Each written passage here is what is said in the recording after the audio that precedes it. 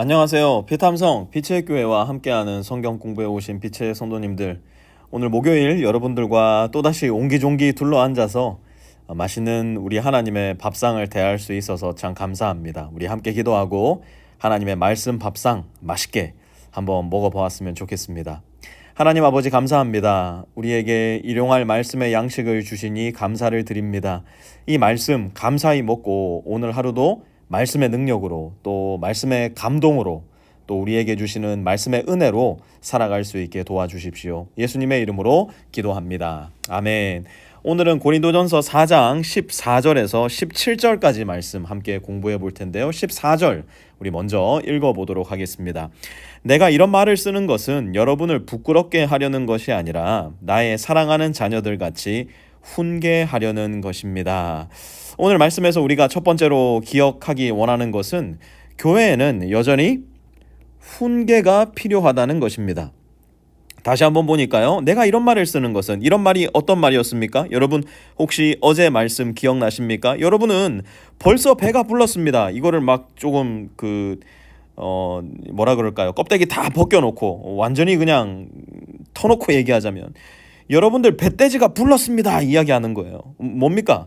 아직 그렇게 잘난 체 할 때가 아니라는 거죠. 아직 그렇게 왕노릇 할 때가 아니라는 것이죠. 아직 그렇게 부자가 된 것처럼 행동할 때가 아니라는 것이죠. 어떻게 해요? 내가 너보다 더 높아, 내가 너보다 더 잘났어, 내가 너보다 더 잘나가 이야기할 때가 아닌데 여러분들 왜 이러십니까? 어제 본문에서 이야기하지 않았습니까? 내가 이런 말을 쓰는 것은 여러분을 부끄럽게 하려는 것이 아니라 나의 사랑하는 자녀들 같이 훈계하려는 것입니다. 오늘날 교회에도 여전히 훈계가 필요하다는 것이죠. 성경에는 하나님의 훈계의 말씀과 특별히 권징 또 치리에 관한 말씀이 참 많이 등장합니다. 사실 이런 단어들은 오늘날 교회에서는 찾아보기가 힘든 단어가 되어버렸는데요. 이것은 성도를 크게 꾸짖거나 처벌하여서 나쁜 길에서 돌이키게 하는 교회의 중요한 기능이고 역할입니다. 그런데 이러한 훈계나 권징이나 치리는 성도를 깎아내리거나 성도를 죽이거나 성도를 부끄럽게 하려는 것이 아니라 자녀를 훈계하듯이 자녀를 올바른 길로 인도하기 위해서 하기 싫지만 불가피하게 자녀를 꾸짖을 때가 있듯이 목회자와 교회의 리더들이 이러한 역할을 해야 할 때도 있다는 것입니다. 그것은 성도들을 향해서 목회자만 일방적으로 해야 되는 일이 아니라 오히려 성도가 목회자를 꾸짖거나 훈계해야 될 때가 분명히 있어요. 처음에 개척하고 나서 목사가 성경의 가르침을 명백히 어겼을 때 어떻게 해야 할 것인가 서로 의논하고 나름대로의 원칙을 만들어 놓았던 때가 있었는데요. 목사든 지도자든 교회의 한 일원이든 우리 모두에게는 여전히 무엇이 필요하다고요? 훈계가 필요하다는 것입니다. 두 번째, 교회에는 여전히 새 생명이 태어난다는 것을 우리는 오늘 말씀 속에 기억할 수 있어야 됩니다. 15절 함께 보도록 할까요? 그리스도 안에서 여러분에게는 1만 명의 스승이 있을지 몰라도 아버지는 여럿이 있을 수 없습니다. 그리스도 예수 안에서 복음으로 내가 여러분을 낳았습니다. 바울은 내가 여러분을 낳았다고 이야기합니다. 그런데 어떻게 해요? 바울이 열심히 노력하고 애써서요? 바울이 열심히 그들을 설득해서요? 아니요. 그리스도 예수 안에서 복음으로 복음에는 능력이 있습니다. 복음에는 생명이 있습니다. 그런데 어떤 능력이고 어떤 생명일까요? 영원히 죽을 수밖에 없는 죄인을 영원히 살 수 있는 의인으로 바꿀 수 있는 능력이 복음에는 있어요. 영원히 하나님과 끊겨져 있을 죄인이 영원히 하나님과 연결된 의인으로 완전하게 새로운 피조물이요 하나님의 자녀로 존재 자체를 바꿀 능력이 바로 이 복음 안에는 있다는 것입니다. 그래서 매주마다 복음의 메시지를 전하는 것이에요. 목사님 또 그 이야기십니까? 핀잔 아닌 핀잔의 이야기를 제가 들을 때가 있어요. 그런데 또 그 이야기입니다. 왜요? 복음이 생명이고 복음이 능력이기 때문이에요. 여러분들에게 감동적인 이야기, 재밌는 일화 들려주기 위해서 주일날 예배드리고 말씀 전하는 게 아니에요. 복음의 메시지를 들려주기 위해서 복음에만 새 생명으로 만들어낼 수 있는 능력이 있기 때문에 여러분들에게 복음을 매주마다 줄기차게 전하는 것입니다.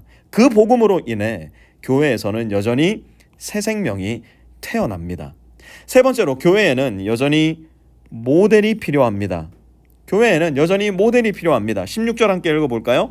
그러므로 나는 여러분에게 권합니다. 여러분은 나를 본받는 사람이 되십시오. 여러분은 나를 어떻게 하는 사람이 되라고요? 본받는 사람이 되래요. 여러분, 저는 바울이 참 부러워요. 이렇게 말할 수 있다는 것이 너무 존경스럽고요. 어쩔 때는 막 시기 질투도 납니다. 어떻게 이렇게까지 당당할 수 있을까? 도대체 얼마나 하나님을 사랑하고 얼마나 하나님께 충성하면 이렇게 말할 수 있을까? 여러분, 저는요 부끄럽지만 이렇게까지는 얘기할 수가 없어요. 여러분 모두가 저를 본받는 사람이 되면요, 우리 교회 별로 안 아름다울 것 같아요. 오히려 부끄럽지만 저는 우리 성도님들 뵐 때 우리 성도님들 참 닮고 싶다고 생각하는 때가 더 많아요. 그래서 오늘 여러분들에게 좀 부탁드리고 싶어요. 저를 위해서 기도 좀 많이 해주십시오. 우리 구목사 예수님 더 많이 닮게 해주십시오. 우리 구목사 예수님 더 많이 사랑하고 성도들 더 많이 아끼고 품고 사랑하는 목회자, 그렇게 예수님 닮은 인간 되게 해주십시오. 여러분 그렇게 기도해 주셔서 제가 정말 그렇게 될 수 있었으면 좋겠고요. 여러분 들으시면 깜짝 놀라실지 모르겠지만 아직까지 제가 은퇴할 때까지 한 30년 정도 더 목회할 수 있을 것 같은데요. 제가 은퇴할 때는 저도 16절에 바울처럼 이렇게 얘기하고 싶어요. 여러분은 저를 본받는 사람이 되십시오. 왜 그런가요? 교회에는 여전히 모델이 필요하기 때문이에요.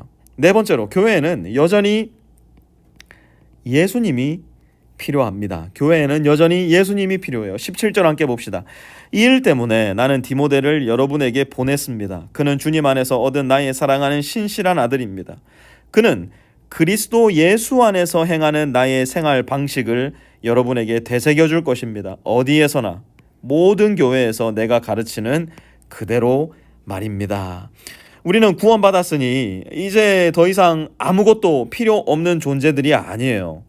이 땅에서의 삶을 살아갈 때 우리를 인도하실 예수님이 필요합니다. 우리의 삶의 한 걸음 한 걸음을 함께 걸어주실 예수님이 필요해요. 그것이 바로 예수 안에서 행하는 my lifestyle, 나의 생활 방식이 되는 겁니다. 예수 믿는다고 하면서 예수님을 필요로 하지 않는 사람 되어서는 안 될 겁니다. 예수님을 믿기 때문에 예수님과 함께 살아가는 사람, 예수님을 믿기 때문에 예수 안에서 행하는 나의 생활 방식, my lifestyle을 내 발자국 한 걸음 한 걸음에 새겨 넣는 사람, 그런 사람이 저와 우리 빛의 교회 모든 성도님들 되었으면 좋겠습니다. 주님 감사합니다. 오늘의 말씀 우리 마음속에 잘 간직하여서 겸손한 마음으로 훈계를 받을 줄 아는 주의 자녀 되게 하여 주옵소서. 여전히 우리 교회 복음의 능력으로 새 생명이 태어나게 하여 주옵소서. 매일매일 예수님을 성실히 따름으로 서로에게 믿음의 본이 되는 아름다운 성도들, 우리 빛의 교회 모든 성도들 되게 하여 주시옵소서. 예수님의 이름으로 기도드렸습니다. 아멘.